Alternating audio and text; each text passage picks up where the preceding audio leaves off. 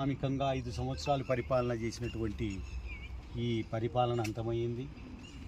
ఇంకా పేదలు బీద బిక్కి అన్నటువంటి వారి బాగోగుల కోసరం, నిరుద్యోగుల బాగు కోసరం, రైతుల బాగు కోసరం, మరి బలహీన బడుగు వర్గాల బాగు కోసమే చంద్రబాబు నాయుడు, లోకేష్ గారు ఇద్దరు కూడాను మరి శ్రమిస్తారు.